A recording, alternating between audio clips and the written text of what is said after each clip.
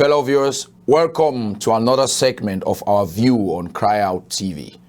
I am Theodore Ngumba, your humble host. Today, we'll share our thoughts on the Swiss government's desire to act as a mediator in the crisis in southern Cameroon. We'll take a brief trip to the corridors of history and try to connect the dots with what is happening today, especially after the anti-Biya protests in Geneva, Switzerland. Le travail de Paul Biya en Europe. Voilà. Voilà. Paul Biya, assassin! Paul Biya, assassin! La Suisse complice!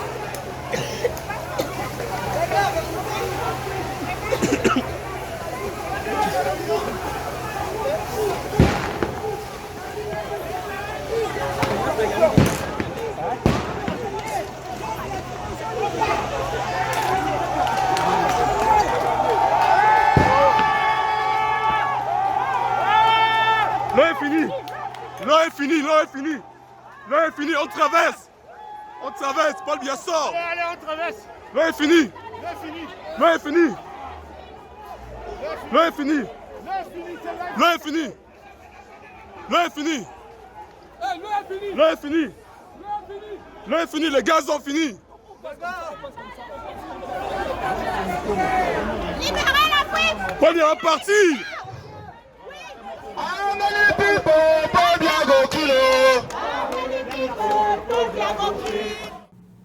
Many southern Cameroonians were utterly shocked and disappointed to learn that a group of self-proclaimed leaders were in Geneva from June 25th to June 27th, 2019 to hold a workshop as a prelude to negotiations. This was the second such meeting within 1 month. While any steps towards a peaceful resolution of the conflict should be commended, the circumstances surrounding this undertaking are suspect and doubtful.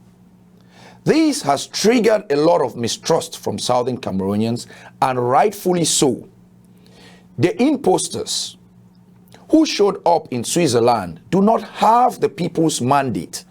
They are a bunch of cowards, power-hungry, jobless sellouts.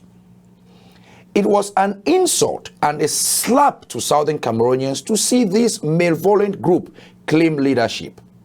To worsen matters, these attention seekers and opportunists put out a communique with some very glaring fumbles. They claim that Switzerland is a mediator acceptable to both parties. They congratulated the Swiss government for, in their own words, its track record, steadfast support for, and historic role in promoting peace around the world. They claim that Switzerland's reputation has been stellar. Either these daydreamers have no idea about history, or they have been mightily compromised and are now dancing to the tune of Mr. Biya's junta. The incentives offered to them by the Biya regime have erased the story of Felix Roland Mumi. This erstwhile freedom fighter was assassinated in that very same Geneva by French agents under the watchful eyes of the Swiss government. Mumi had taken the mantle of leadership after Ruben Umniobe, Cameroon's premier anti-colonialist, who was killed during UPC's armed struggle for independence. Paul Biya has been known to spend more time in Switzerland than Cameroon for many years, spending the people's money lavishly without remorse or shame at the Intercontinental Hotel in Geneva. The Swiss have condoned such irresponsible and shameful behavior for a long time. While the people languished in poverty, misery, and lack of freedom, the Swiss continued to welcome the tyrant and his suitcases full of cash. We have just witnessed the anti-Biya protests in Geneva and the ensuing response from Swiss police.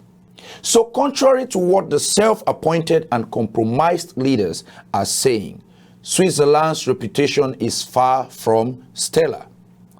For a bunch of weaklings and sissies to try to cajole Southern Cameroonians while giving them a poisoned chalice is tantamount to equating Southern Cameroonians to dingbats. For any group to speak on behalf of the people, they must have the people's mandate. The IG may have picked up some steam, but it was never decreed by the people to lead their struggle.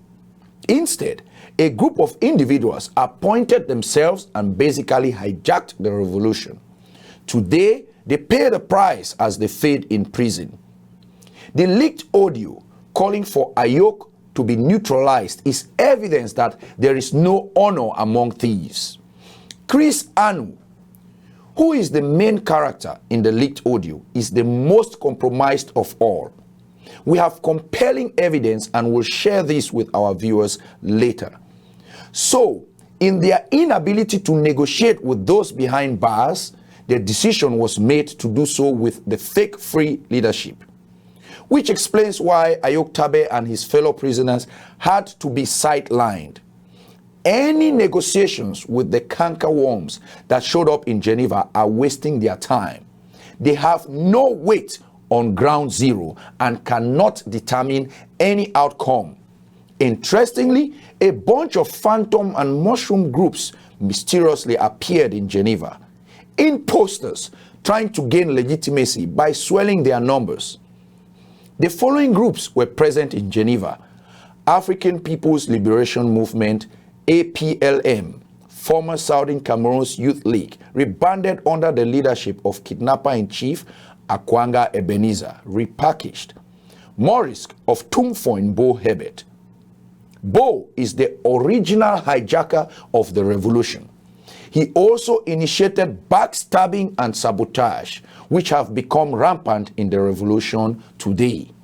Southern Cameroon's National Council, the IG, FSCWO, whatever group this is and where it came from, is a mystery. Southern Cameroon's Congress of the People and ROAN, another group exhumed from nowhere. These are the bags of dust claiming to speak for 8 million plus people. This is exactly what happens when Southern Cameroonians remain quiet and passive. Many justify why they choose not to voice their opinion, but continue to suffer the consequences. Your voice is your vote. Remember that some of these mercenaries have failed in life and need the struggle to bounce back.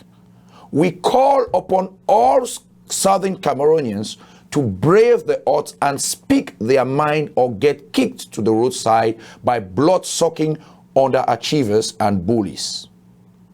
Our view is proposed to provide investigative reporting content aimed at presenting the truth to our viewers. If you enjoyed our show, please support us by downloading our app on Play Store and App Store, and by subscribing to our YouTube channel and following our social media pages. Thank you all for watching and stay tuned.